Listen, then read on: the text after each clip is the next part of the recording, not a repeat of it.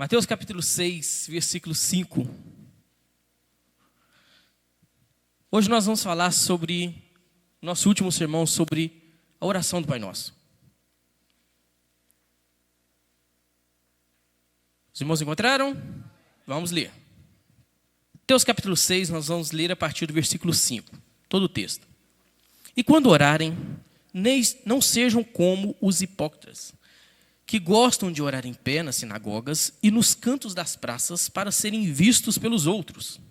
Em verdade, lhes digo que eles já receberam a sua recompensa. Mas ao orar, entre no seu quarto e, fechada a porta, ore ao seu Pai que está em secreto. E o seu Pai que vê em secreto lhe dará recompensa. E orando, não usem de vãs repetições como os gentios, porque eles pensam que por muito falar serão ouvidos. Não sejam, portanto, como eles, porque o Pai de vocês sabe o que vocês precisam antes mesmo de lhe pedirem. Portanto, orem assim: Pai nosso que estais no céu, santificado seja o teu nome. Venha o teu reino, seja feita a tua vontade, assim na terra como no céu. O pão nosso de cada dia nos dá hoje, e perdoa-nos as nossas dívidas, assim como nós também perdoamos os nossos devedores. E não nos deixe cair em tentação, mas livra-nos do mal, pois teu é o reino, o poder e a glória para sempre. Amém. Versículo 14. Porque se perdoarem aos outros as ofensas deles, também o Pai de vocês que está no céu perdoará vocês. Se, porém, não perdoarem aos outros as ofensas deles, também o Pai de vocês não perdoará as ofensas de vocês. Feche seus olhos. Senhor, damos glória e graça ao teu santo nome. Que o Espírito Santo nos ilumine e fale aos nossos corações. Abra a nossa mente, os nossos ouvidos, para entender, compreender e colocar em prática a tua palavra. Em nome de Jesus, amém. Os irmãos podem sentar-se.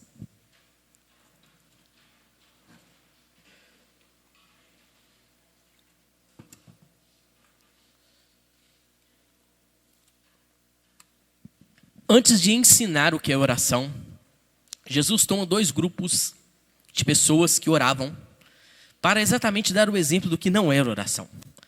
Antes de definir algo, muitas das vezes Jesus definiu o que não era, para ficar fácil o entendimento. E ele usa como exemplo tanto os fariseus, que eram homens que guardavam de uma maneira exagerada, interpelada a lei, criavam e aumentavam os costumes de forma pesada, e gostavam de orar nas praças, nas ruas, de maneira que fosse público, para as pessoas admirarem, aplaudirem e ver o quanto eles eram maduros espiritualmente. Eles eram avançados, o quanto eles tinham sabedoria, e eles eram aplaudidos pelas pessoas. E isso era a única recompensa deles, e mais nada. E mais nada.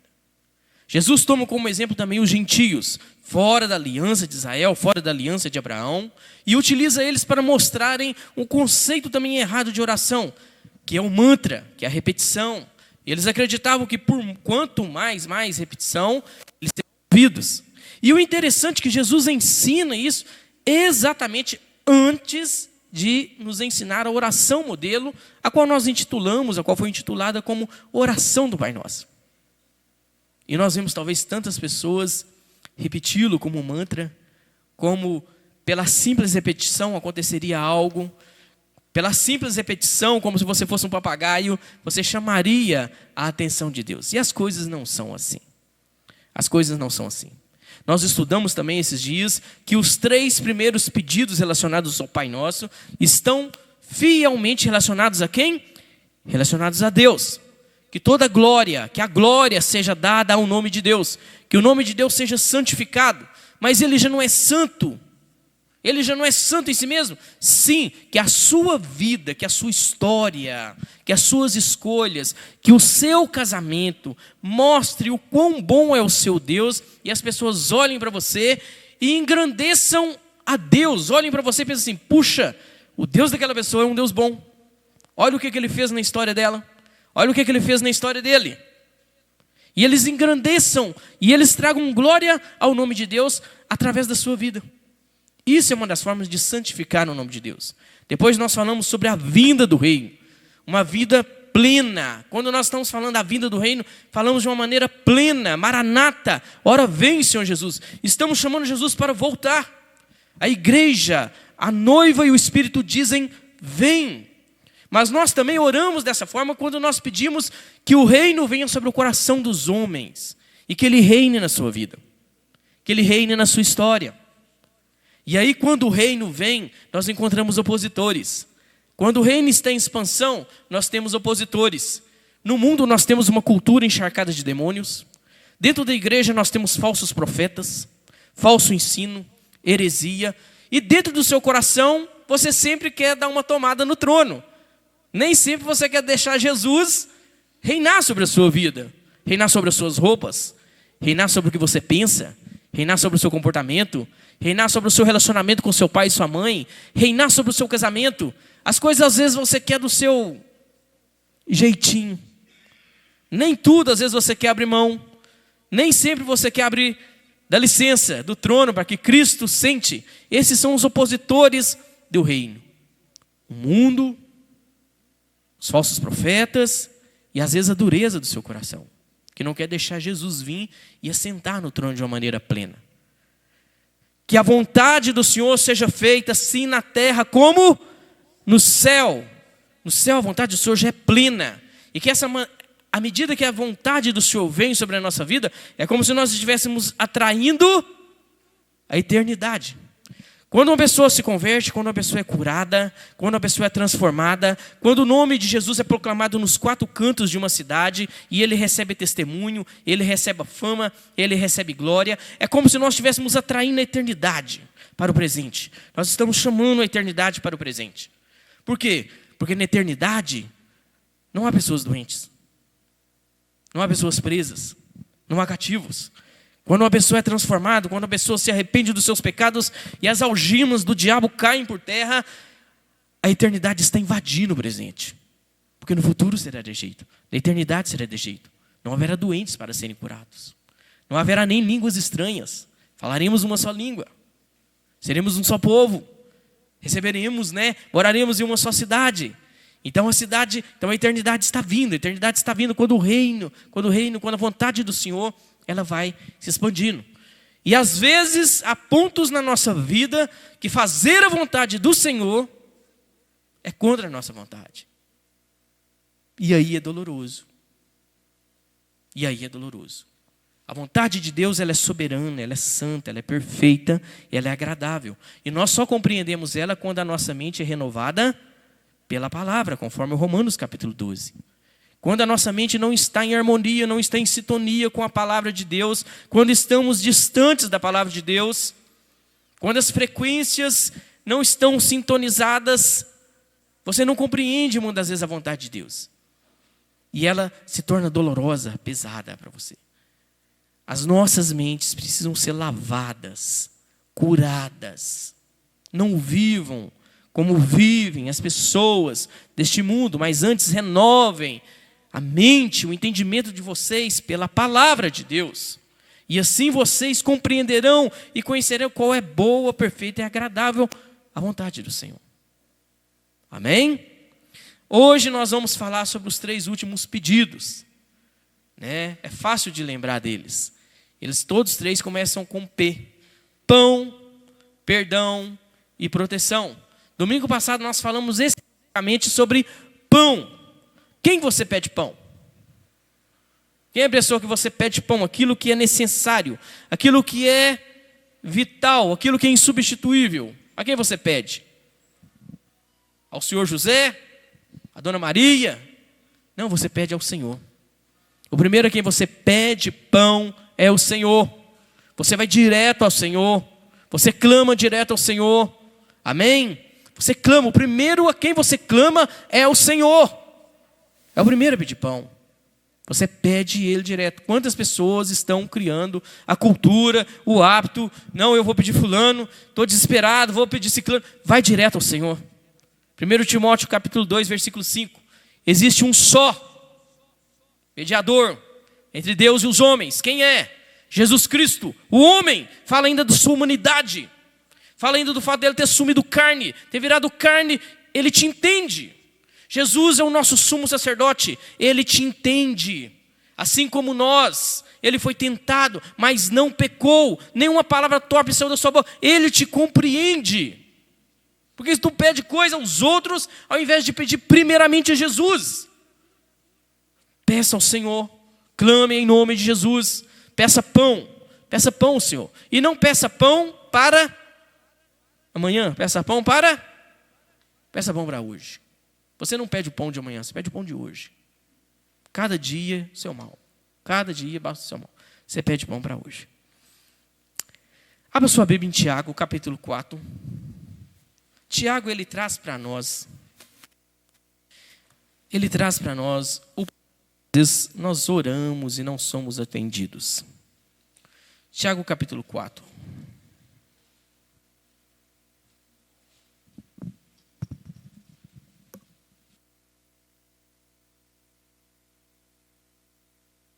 Isso. Tiago, capítulo 4.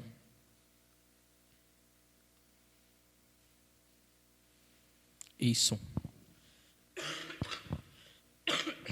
Tiago, capítulo 4.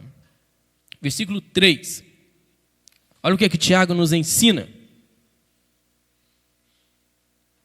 Pedem e não recebem, porque pedem mal, para esbanjarem seus próprios prazeres. E aí ele fala assim, gente fiel. Tem versões que falam assim, adúlteros e adúlteras. Vocês não sabem que a amizade do mundo é inimizade contra Deus? Aquele, pois, que quiser ser amigo do mundo se torna inimigo de Deus. Ou vocês pensam que é em vão que a Escritura diz, é com ciúme que por nós anseia o Espírito que Ele faz habitar em nós? Mas Ele nos dá cada vez mais graça. Por isso Deus resiste aos soberbos, mas dá graça aos humildes. Quem que tem orgulho de ser cristão? Ainda bem que ninguém levantou a mão. Se nós temos que nos gloriar, vamos nos gloriar aonde? Na cruz de Cristo. Nós vivemos a cultura do orgulho. A cultura do orgulho. Uns se orgulham de ser héteros, outros se orgulham de ser homo, outros se orgulham de não sei o quê, outro orgulho de ser... Se temos que nos gloriar, vamos nos gloriar na cruz de Jesus. Deus abate o soberbo, o orgulho, mas dá graça ao humilde. Mas Ele nos dá cada vez mais graça. Por isso diz, Deus resiste aos soberbos, mas dá graça aos humildes. Portanto, sujeitem-se a Deus. Qual que é a receita? Número 1, sujeitem-se a Deus, mas resistam ao diabo, e ele fugirá de vós. Como que as pessoas gostam de viver? Elas resistem a Deus e se sujeitam ao diabo. Como que elas resistem a Deus? Com dureza de coração, com infidelidade, com pecado. Elas resistem a Deus e se sujeitam ao diabo, através da desobediência, através da rebeldia. E Tiago está falando assim, sujeitem-se a Deus, resista o diabo, e ele fugirá de vós. Cheguem perto de Deus, e Ele chegará a vocês. Limpem as mãos, pecadores. E vocês que são indecisos, purifiquem o coração, reconheçam a sua miséria, lamentem e chorem, que o riso de vocês se transforme em pranto e que a alegria de vocês se transforme em tristeza. Humilhem-se diante do Senhor e Ele os exaltará. Tiago, ele começa nos ensinando, porque muitas vezes as nossas orações não são respondidas, as nossas motivações são erradas. Porque Jesus, os 3 últimos pedidos da oração do Pai Nosso, eles são pedidos relacionados a nós.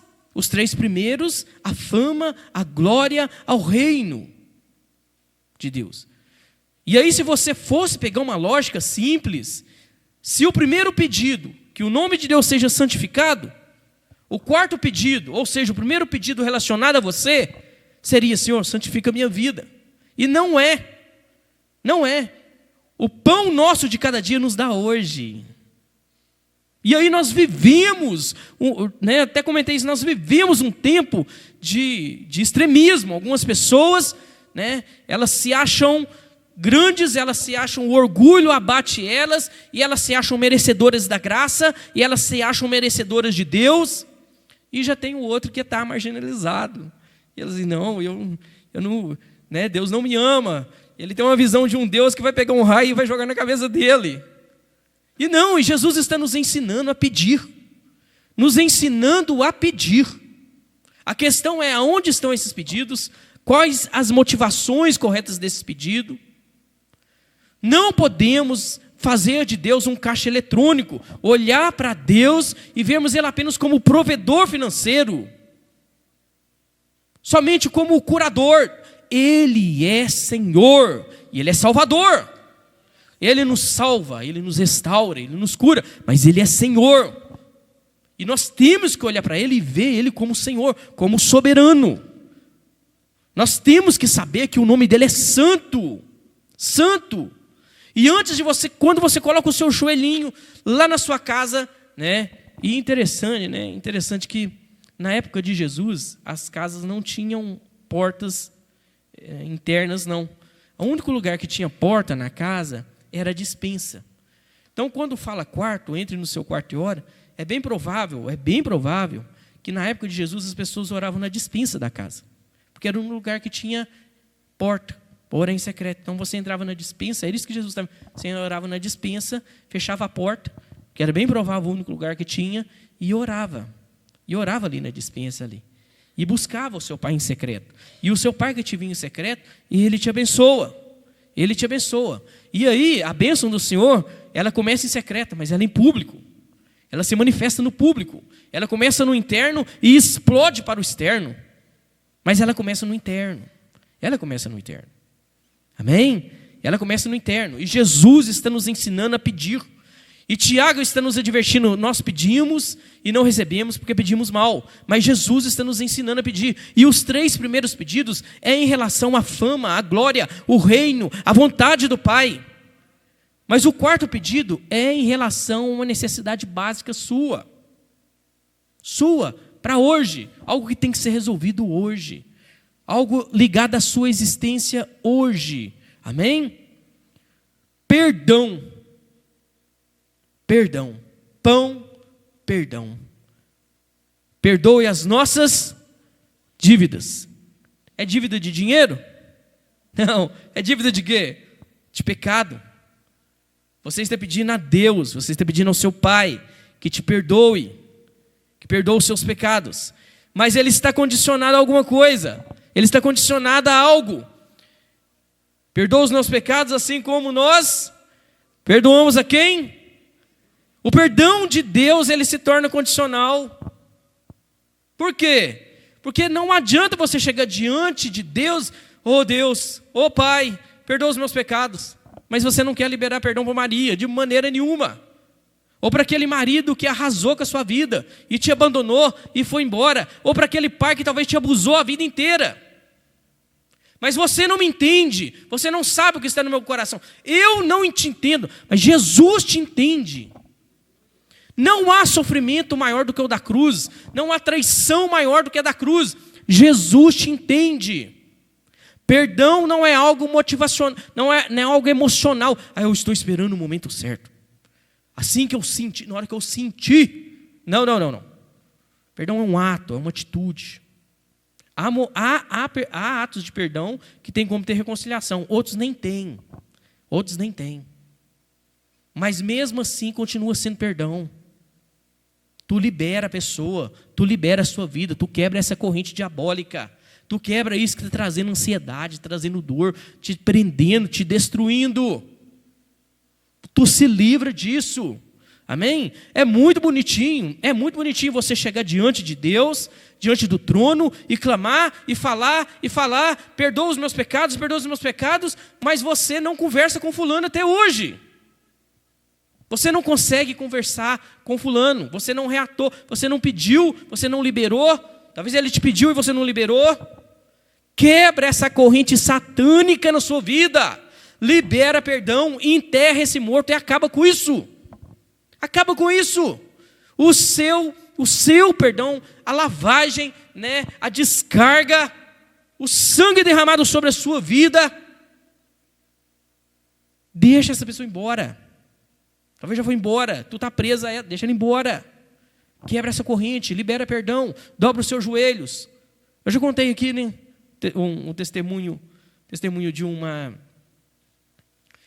de uma cristã lá na Suíça, né, que viu a irmã dela ser morta durante a Segunda Guerra Mundial. Eles escondiam os judeus no fundo, no porão de casa. Aí aquela polícia, a SS do Hitler, entrou, descobriu o esconderijo e eles foram matando os judeus. Eles escondiam os judeus e depois iam mandando eles para fora. A Norma, contei isso aqui uma quarta-feira. E a Norma, mais a irmã dela, ia escondendo os judeus e crianças e depois mandava eles para fora, né? Iam mandando, libertando esse pessoal. E aí a polícia do Hitler descobriu e eles chegaram lá na casa, né? E foram matando lá os judeus mesmo dentro da casa e matou a irmã dela na frente dela. Então ela viu crianças, ela viu homens e mulheres que eles estavam protegendo serem mortos na frente dela, a Norma. E ela levou ela para um campo de concentração. E só que ela conseguiu se libertar, né? Quando os Estados Unidos e a Itália invadiram, ela conseguiu se libertar e foi embora.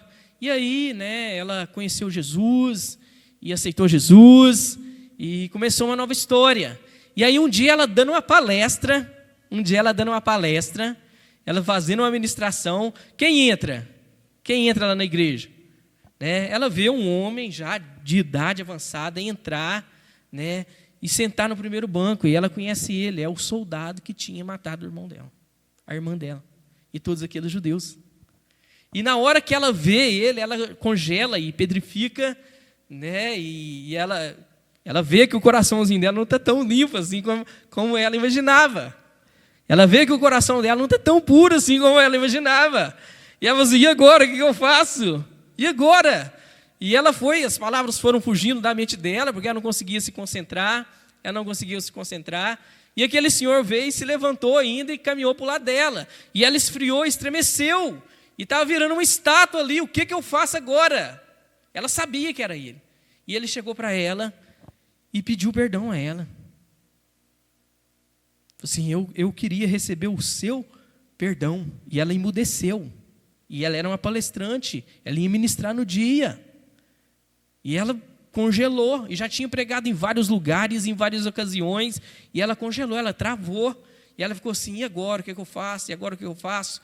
Né? E ele não merece, só eu sei a dor que ele me provocou, eu vi ele matando a minha irmã, ele matou crianças na minha frente, e ele com a mão estendida para ela, pedindo perdão, eu preciso do seu perdão, eu preciso de ouvir o seu perdão. E ela travou, congelou. E ela, como se o tempo parasse.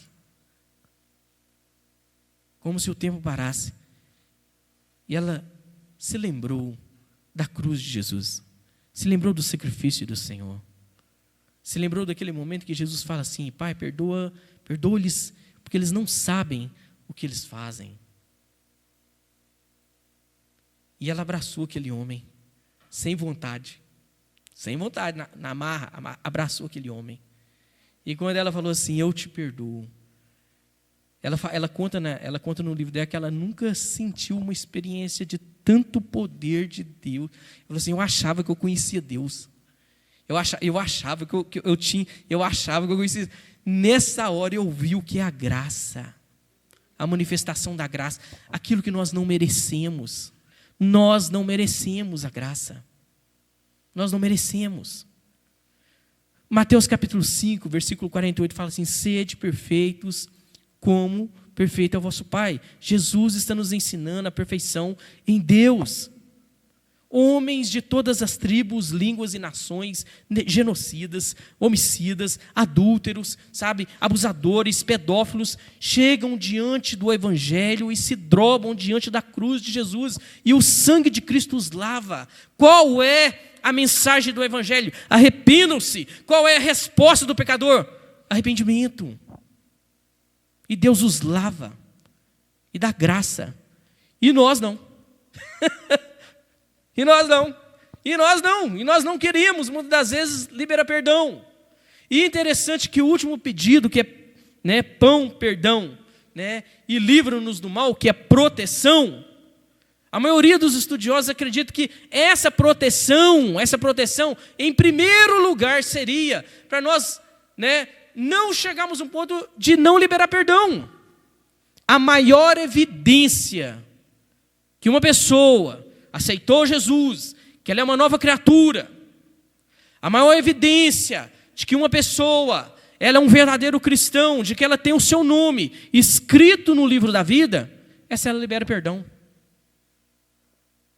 Se ela libera perdão. Mas você não me entende, eu não te entendo, mas Jesus te entende. Jesus te entende. Uma das maiores evidências na sua vida, na sua história, é se você consegue liberar perdão. Quem não consegue liberar perdão, vias de regra, não nasceu de novo. Não nasceu de novo. Não nasceu de novo. Porque não entendeu o perdão de Deus. Não entendeu a graça. Não entendeu o sangue. Não entendeu o sacrifício de Jesus. Não entendeu o sacrifício de Jesus. Ou você acha que Deus simplesmente poderia olhar para você pedir perdão, e falar assim, não, tu está perdoado, eu te perdoo, e ia ficar só nisso? Alguém pagou o preço do seu crime, alguém sofreu a sua cela, alguém ficou preso no seu lugar, alguém sentiu a tua dor. Jesus ali na cruz do Calvário, Ele está pagando o preço do teu perdão. O teu perdão não sai de graça, não. O teu perdão custou o sangue de Deus. O teu perdão custou Deus vir a esse mundo em carne e osso e sofrer a pena e sofrer a cela no seu lugar. Porque isso o mundo não entende. A gente vai conversar com as pessoas e eles não entendem. Ah, mas Deus vai perdoar um homem que matou uma criancinha? Que abusou de uma criancinha? Deus pode perdoar um homem que abusou, um pedófilo? Deus pode perdoar uma pessoa que matou talvez uma família inteira de forma intencional? Deus pode perdoar um homem que traficou, que vendeu drogas ali, e destruiu famílias, e destruiu vida de jovens, e destruiu crianças, e colocou crianças na frente ali da distribuição de drogas? Deus pode perdoar esse homem? Deus pode perdoar esse homem, porque alguém sofreu a pena desse homem, sofreu a dor que ele deveria sofrer, o castigo que nos traz a paz, estava sobre ele, estava sobre Cristo. Esse é o preço do perdão. Se você não entende isso ainda, você não consegue liberar perdão. Você só libera perdão de uma maneira plena quando você entende a profundidade do amor e do sacrifício de nosso Senhor e Salvador Jesus Cristo. Amém? Senhor, me proteja de todo mal. Jesus está nos ensinando a orar e a pedir o seguinte: nos livre da tentação. Nos livre da tentação. Jesus não quer que você peça a Deus: Senhor, me tira do pecado. Tira do pecado. Foi lá, cometeu o pecado, se envolveu com o pecado, agora me... Não. O pedido é que você não venha nem mesmo a ser tentado. Que você nem mesmo venha a ser tentado a cometer aquele pecado.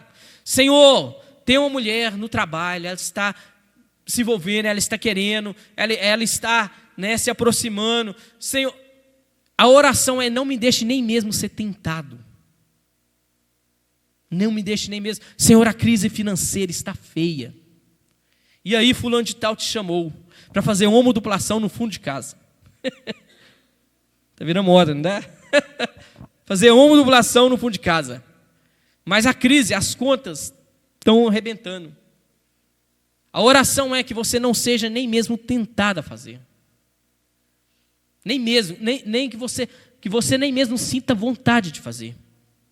Livra-nos da tentação. Livra-nos da tentação.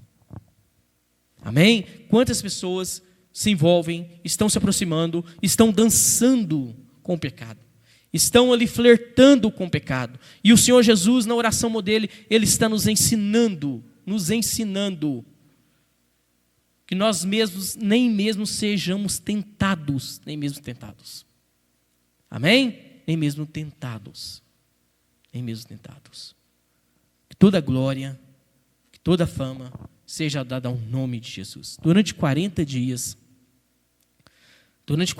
nós estivemos em Divinópolis. Os irmãos acompanharam um pouco da nossa história.